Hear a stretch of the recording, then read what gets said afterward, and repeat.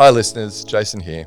We're on the countdown to PHSCon 2025, where we bring some of the leading experts on the topic of psychosocial safety to Sydney for 2 full days on the 19th and 20th of June. With so many great speakers, industry case studies and networking opportunities for the 500 people in attendance, it is the psychosocial safety community event of the year. Highlights will surely include live podcast recordings with Adam Grant and Professor Rob Reiner, international insights from Mary Ann Bainton, Dr. I. David Daniels, Peter Kelly from Canada, the US and UK respectively, as well as entertainment from Jimmy Reese OAM. That's right, we've even got Jimmy Giggle. Early bird pricing is available for a limited time, so get in quick to secure discounted tickets for the conference, pre-conference masterclasses and the VIP dinner. Now, on to this episode. From Flourish DX, this is the Psych Health and Safety Podcast. With workplace mental health becoming a safety prerogative, this is the source of information on psychological injury prevention and health promotion. Hi, and welcome to the Psych Health and Safety Podcast. My name is Jason Van Schie, and I'm one of the hosts of the show. The aim of the podcast is to rapidly increase the knowledge and application of psychological health and safety in workplaces worldwide. To help with this, we have regular guests from around the world who are leading the way in this important area. But before I introduce our guest and topic for today, allow me to introduce my co-host, Joelle Mitchell. How are you today, Joelle?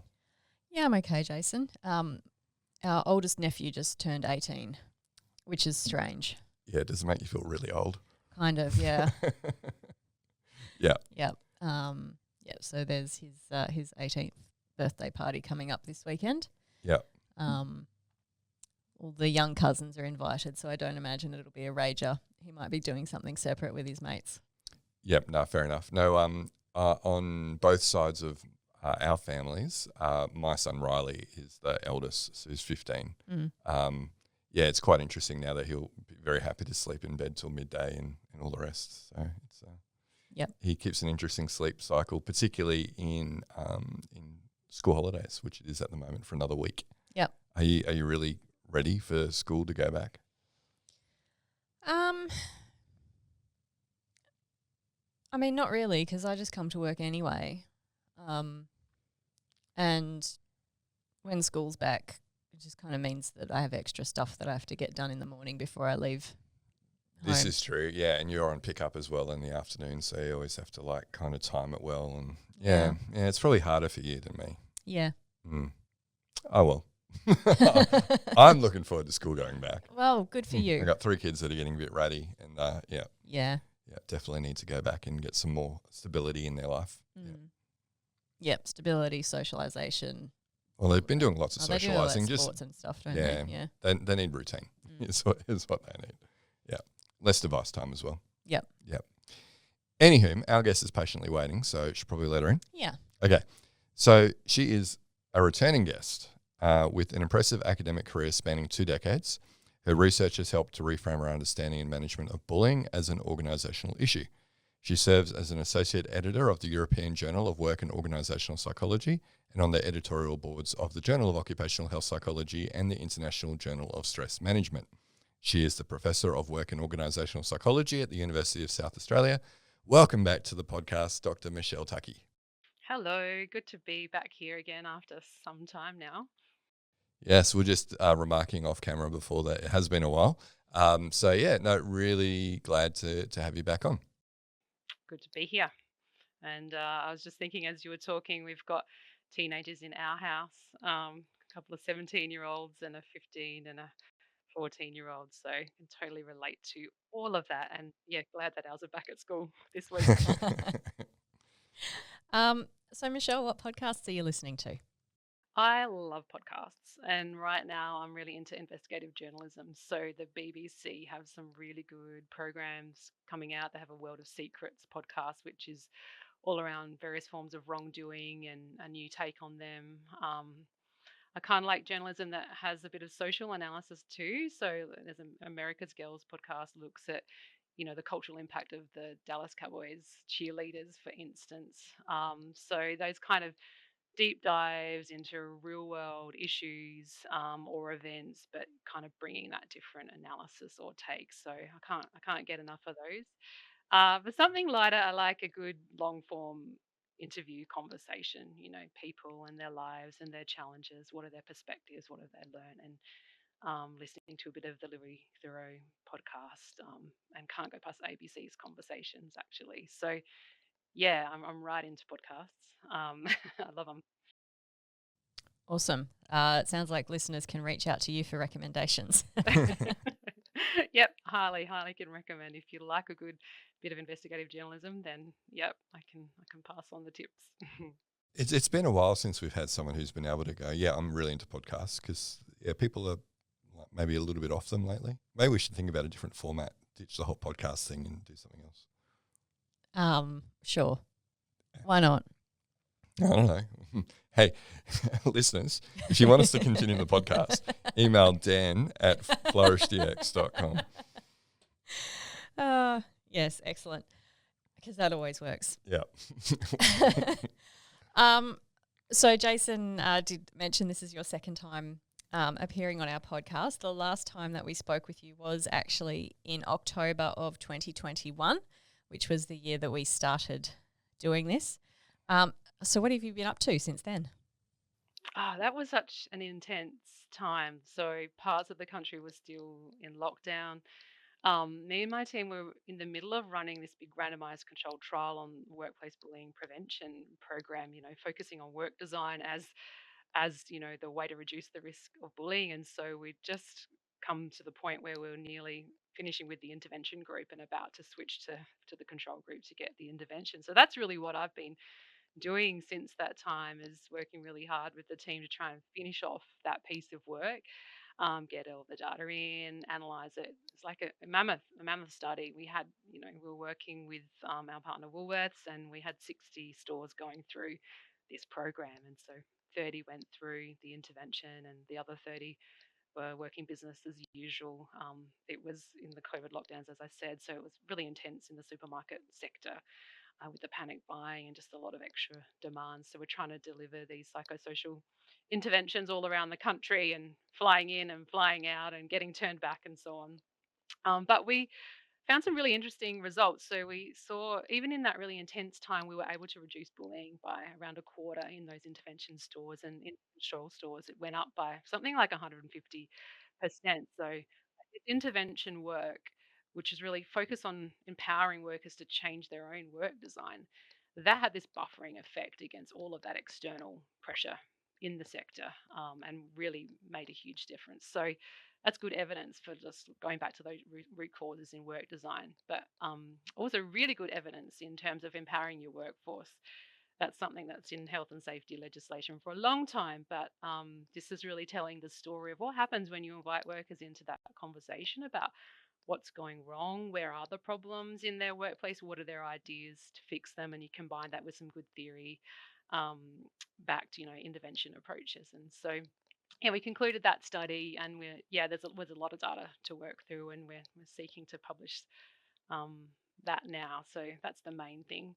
But I've been doing some other good kind of public good things. So last year I worked with the Queensland Human Rights Commission on their review of the Queensland Police Service, trying to increase diversity and inclusion in that service, and that was like a wonderful opportunity to connect with that kind of public good work that's really seeking to have an impact, in a major way for a large organisation in Queensland, and bringing some like evidence-based knowledge of how to think about those problems, and how to design some good solutions. So that's an ongoing process over the next few years. So I feel pretty lucky to be able to get involved in some things like that.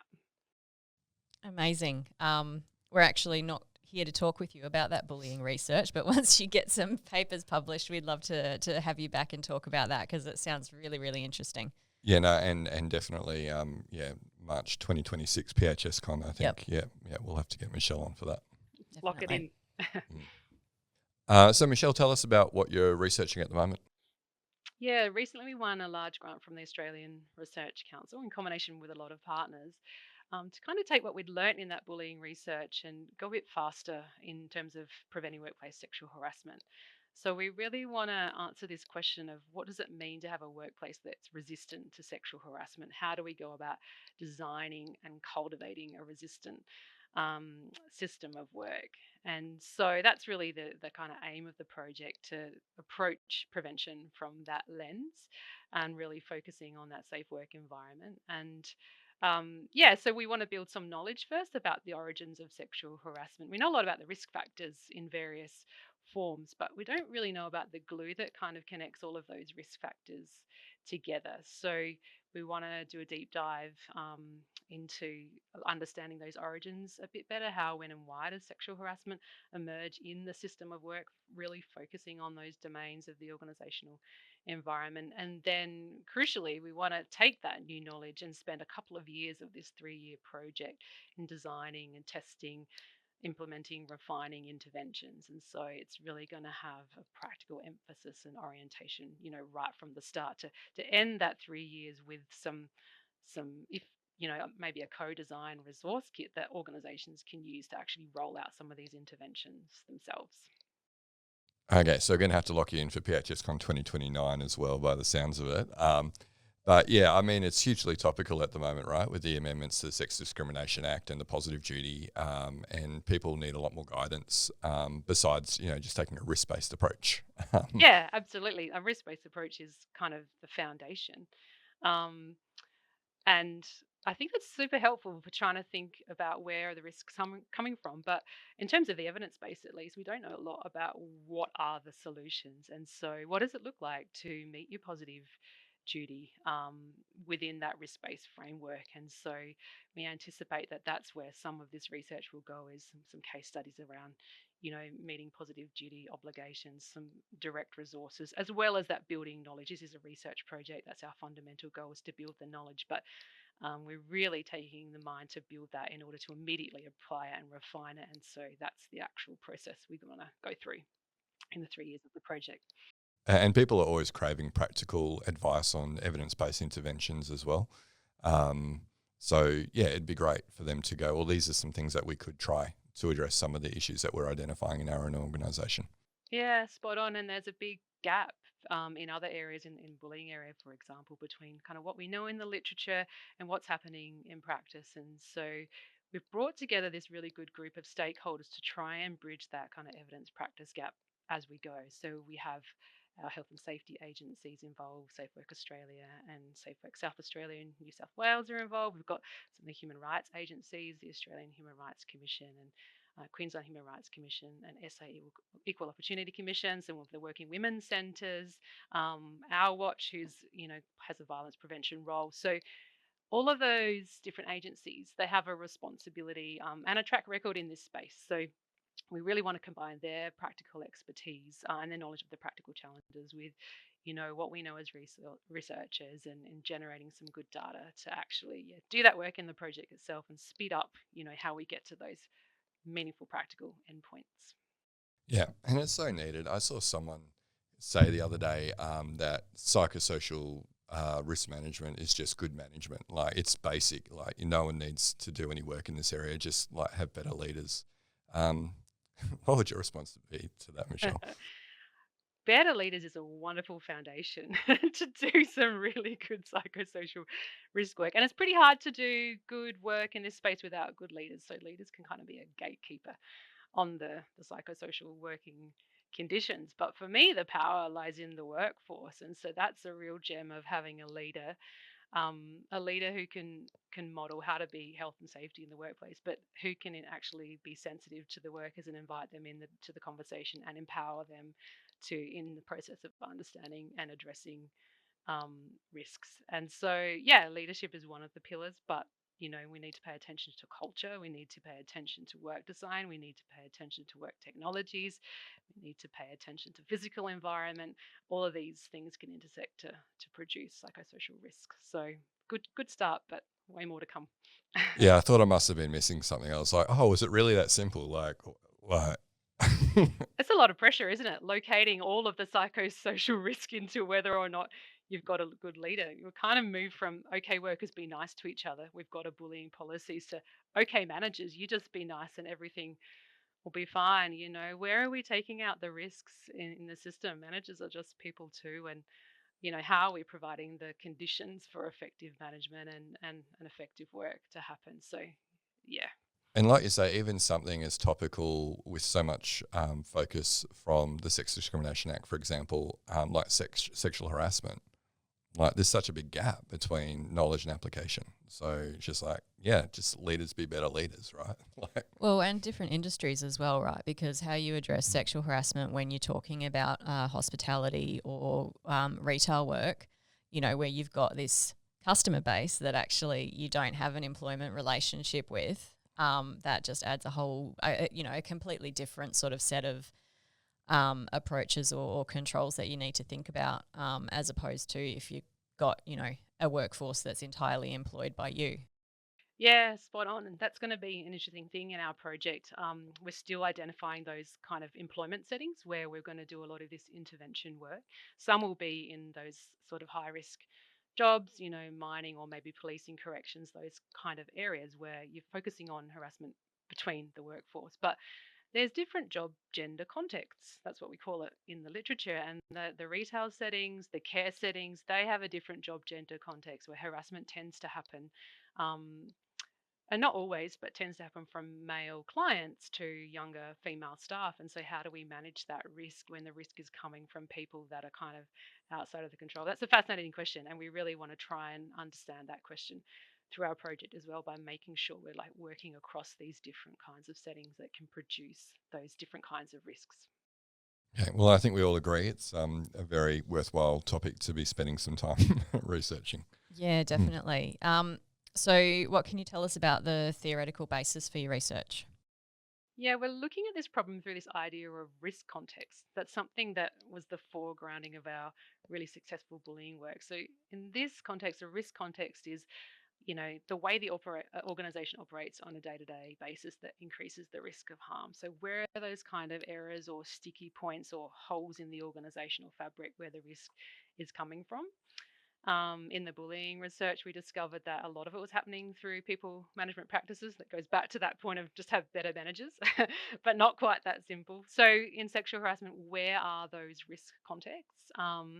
So, we're going to start off by looking at complaints data. A lot of the regulators, health and safety regulators, and human rights agencies take workplace harassment complaints. So, we're going to start with that really rich data source to try and look across what's happening when people report workplace sexual harassment to see what we can learn about the system of work and where it's kind of malfunctioning. So that's the first kind of theoretical lens, is this idea of risk context. But the other thing that's interesting about working in the sexual harassment space, and that's quite different from the bullying work I've done, is this idea of gender and gender inequality being at the heart of workplace sexual harassment. So that's really acknowledged in our model code of practice, and so on. And so it means that we really have to pay a lot of attention to this idea of gender equality as we go through, and that's kind of got to underpin the analysis of the risk context and where the risks are coming from. I was reading a fascinating paper. Actually, I'm just halfway through this week, which is talking about this exact issue.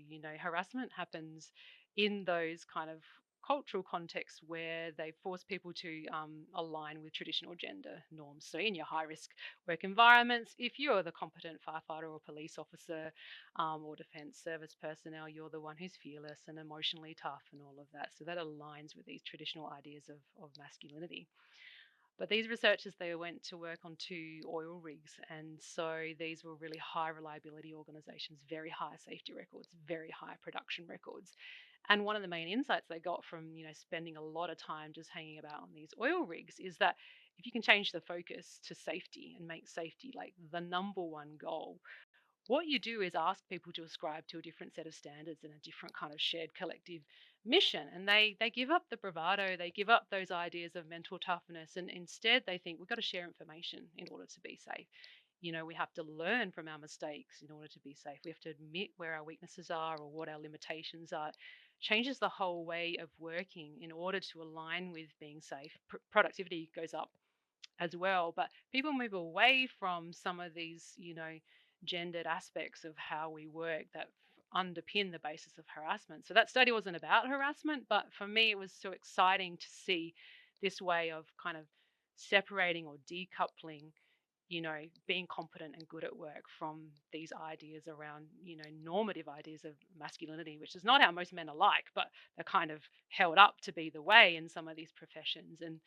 And so, yeah, how do we bring that gender element into the basis of the project as well to underpin what we know about the risk context and get this rich solution that can join up the dots on what we know about managing risk in this space?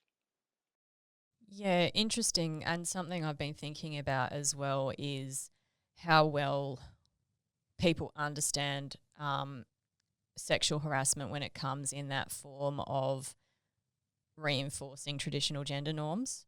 And so we see, we do see actually a lot of sexual harassment by men to other men around that gender norm reinforcement, but it's not something that would necessarily be identified as sexual harassment by anybody in that interaction when it's happening. Yeah, it's typical in socialization processes, isn't it? When new people enter the culture, that's the way of kind of, really reinforces this. This is the way we are around here, and but you're right. It's probably gender-based harassment. So it's not sexualized in that sense, but it's absolutely a form of gender-based harassment. And in that sense, harassment has the function of sustaining the status quo. Harassment has the function of keeping the culture the way it is. And now it's probably developed for a functional kind of reason, I guess, to do that kind of work all day, every day. Maybe that's the protective mechanism. But what we see is that if you unpick that and you allow people to express their emotions, ask for help, share inputs, and so on, you know, safety and productivity can actually improve. So outcomes can improve by, unpicking some of that and providing an alternative. It doesn't mean they have to give up any of their identity. It just means that they can orient their work in a different way. Um, so I haven't seen any interventions that try and harness that idea, but that's going to be super interesting to see if we can take some of that wisdom into our project. So I'm curious then, like with the goal of having practical solutions at the end of the 3 years of research, what's the methodology that you're going to be employing? Yeah, we're starting off by analyzing complaints. So there's a really rich data source that already exists, and we don't need to put the call out there for people to retell their stories. They've already told their stories in these ways. But that gives us there's lots of aspects to a complaint. There's responses from the organization, and there's different points to triangulate the same incident from different perspectives. So we think that's a really good way to start. But complaints only really tell you about kind of what goes wrong. They don't tell you a lot about what success looks like. So we're going to supplement complaints with interviews to fill in the picture about that can help us then learn how to prevent risk. But that'll be the first year of the project, is actually building more knowledge about the origins of sexual harassment through these kind of concepts of, risk context and gender. Then the second year of the project is really a series of co-design activities. So an ongoing iterative co-design process where we bring that information in and we work with all our stakeholders, like I said, across health and safety and human rights, violence prevention, and so on. And so we get them thinking about what would an intervention process look like? What does the literature say about interventions? And we co-design that. And then we work with those employers in those high-risk settings to actually say, well, how would this translate to your setting? It's going to be a little bit different in fly-in, fly-out mining as it is from an aged care setting and so on. So we have this kind of general intervention development process, and then we actually modify that for those particular settings. And that brings us to the final year of the project, is actually delivering that intervention in a really sort of systematic way. We'll have a survey before and after. We'll have lots of data collection on the way, some pulse surveys, some interviews, some focus groups, some observations, building up this rich picture of not only is this intervention working, but like what are the ingredients that we need to have in place in order for it to work? What gets in the way of it working well? So both a quantitative kind of outcome focus, but also this rich qualitative focus on really learning as we go, so that when we get to the end of the project, we can make some refinements and we can develop those kind of practice implications and resources, and guidance and so on. That's had the benefit of those whole 3 years of learning. So would the goal be to deploy the same intervention in different workplace contexts or different industries, or would it be different interventions for different industries? At this point, and what I've learned from the 10 years of bullying, I think we can come up with an intervention process, not necessarily the content of the intervention. Might have to change depending on the industry. But what do we know about the process, to and you think about the risk management process, that's something that can apply across all industries. So what would the parallel be here that we could develop, both the process and the resources to go along with that, that any organization could kind of follow to, yeah, with enough flexibility to kind of work. So that's the goal. But No, no, I get we'll that see what because happens. sometimes people get confused with Flourish, and they'll say, you're selling an app. I'm like, no, we're helping you to improve your strategy or your process, right? Like this is a process, not like an out of the box It's intervention. not a product. Yeah, kind of. Yeah. So and maybe there'll be some case studies, some examples, or some additional resources, like maybe training to build readiness will need to be part of it, and that could be an actual set thing. I don't know, but But yeah. that's the thing, right? Like people just need to see some examples of what good looks like through some case studies, like you say, for example, so that they're not going for, like let's just fire the person, for example, and then that's the problem solved. And then we're done. Yeah. Yeah, because we say that all the time with workload. I just hire 10 more people, and then we've dealt with the issue. No.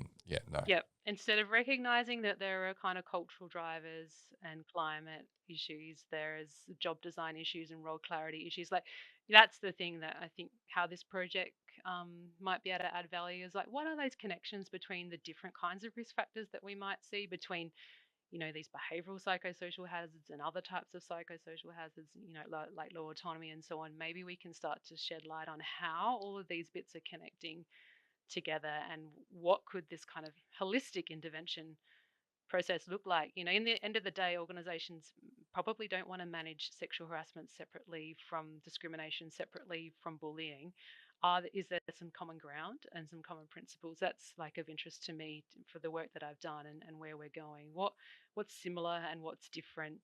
And I think that gender dimension might be where the difference is, but maybe there are some really interesting commonalities too. And certainly the bullying work we've done does reduce sexual harassment complaints as well. In that bullying work, we're really changing the social climate. People talk about just getting along better, having each other's backs more, being more cohesive, and so on. And you can imagine if you change that relational environment, it's going to show up in all sorts of better behavior, not just bullying. So, yeah, there's lots of things that are on my mind going into the project. I'm super interested to see what happens. You're going to have a fun few years. Do you need more psych health and safety in your life? Then head over to the Flourish DX Academy for several free on-demand e-learning courses.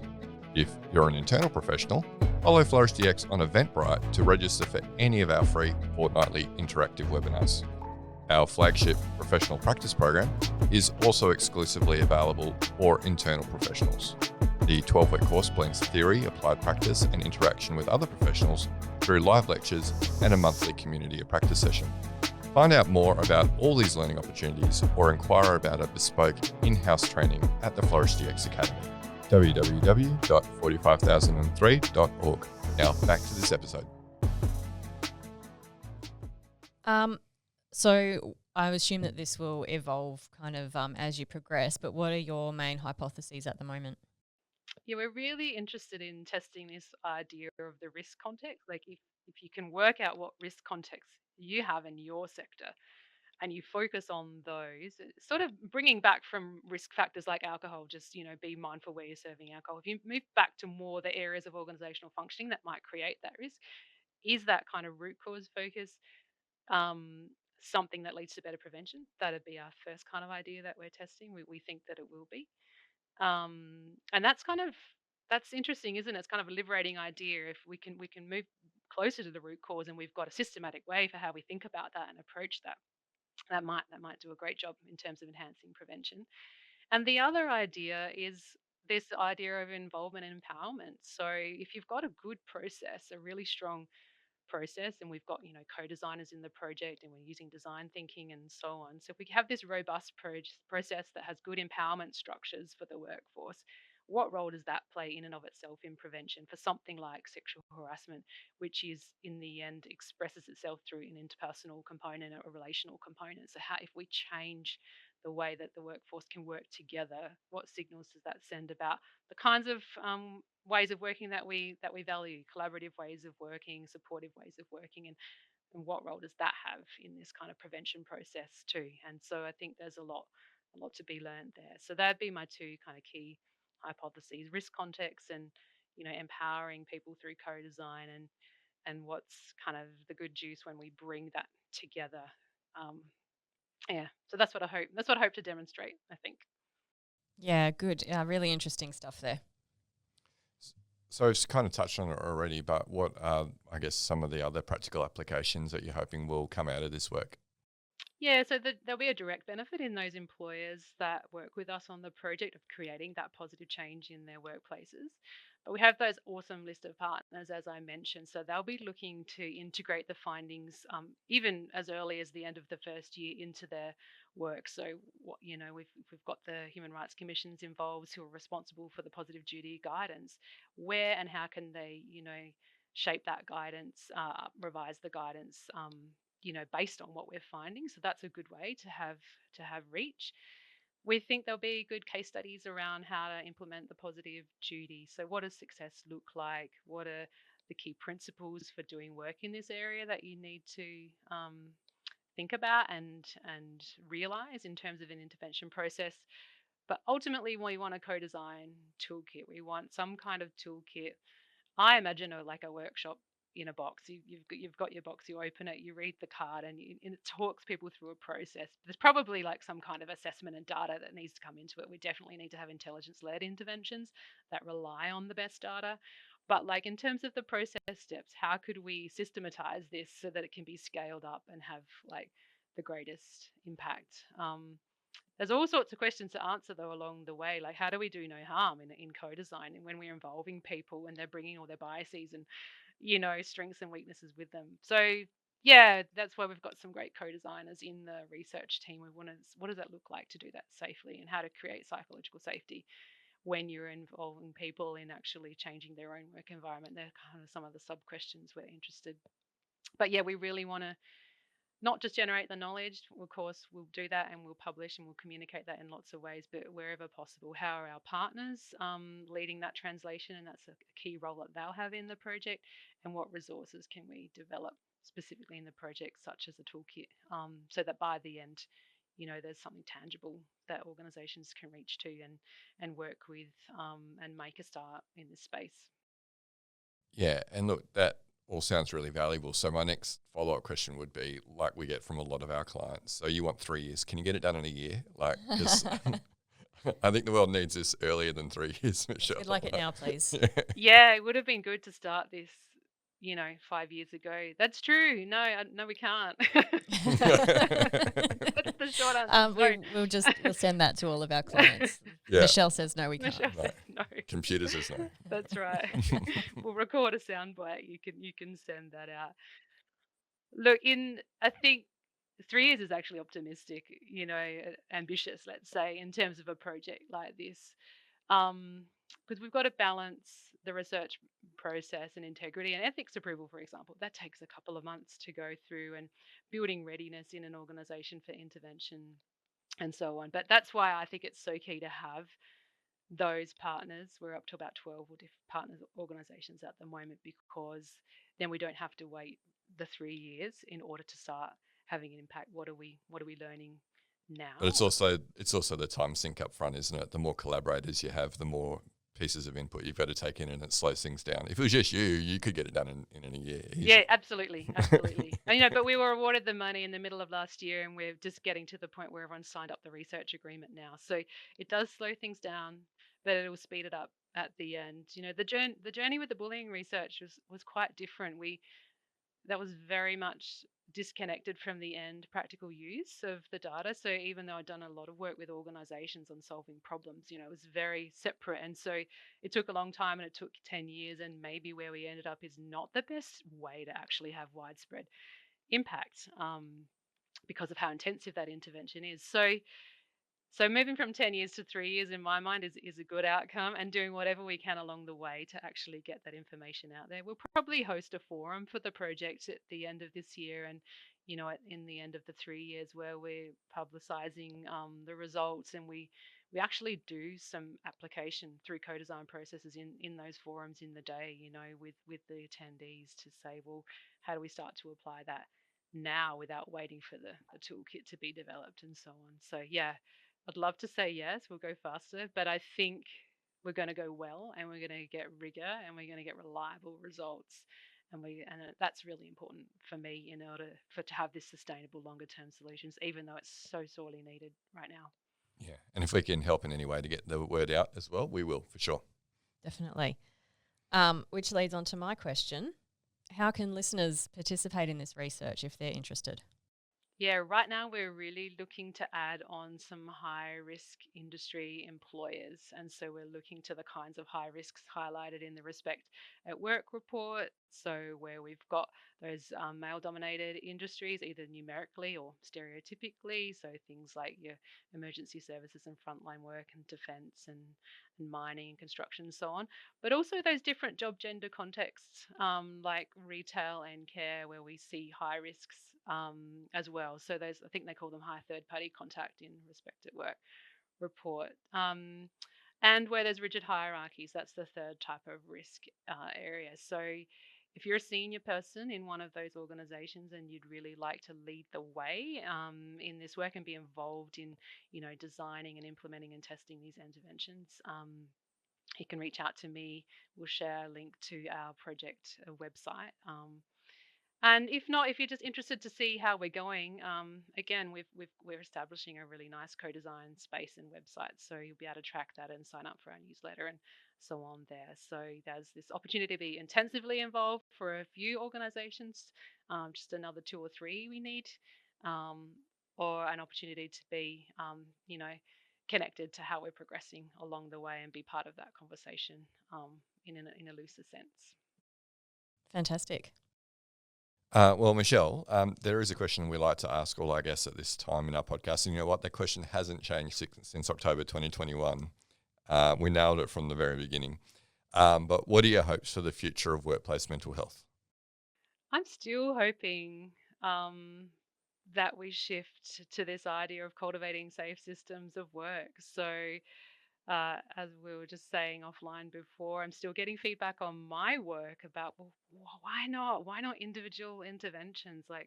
Or isn't it just people who are too sensitive that are, you know, finding problems with bullying? So I don't know what I said last time, but my thoughts on that are really the same. Like, how I think that's one of the things I work on the most in kind of the public work that I do. How do we understand these problems as systems issues? And how do we bring as many people as we can along the way? Like, it's a really liberating idea, actually. Like, if you can actually think about this as not a problem of any one person, but a problem of a system that has lots of moving parts, then that kind of gives us the inroads to the solution too. So it allows everyone to be part of the positive progress rather than getting stuck in, just naming the problem or blaming for the problem. So that's still my hope. How do we grow this awareness that it's a systemic problem, and how do we help find solutions that are really aimed and effective at that level? Yeah, I still like that because, then organisations, practitioners, researchers, we can all impact the solution then. We're like, if it's up to the individual and the person being too weak, we can't really do too much about that. So I'm glad that the solution is in the systems because we can do something about that. We can, and all of those parties have a role to play, researchers, practitioners, organisations, managers, workers. Everyone's part of that solution process for sure. Yeah, we don't try to hire scaffolders with good balance. We give them full protection. Totally. It's a simple idea, isn't it? And we're still getting there in mental health and safety. All right, last question for you today, Michelle. Do you have words of advice for listeners who are interested in working in the area of psych health and safety? Oh, that's a good question, and not one I thought about prior. Look, it's really challenging and rewarding, but when you see the positive impact you can have by, in my case, empowering people to actually be part of the solution in making their workplace a better place to work, a place where they feel safer, more accepted, a place where they can thrive.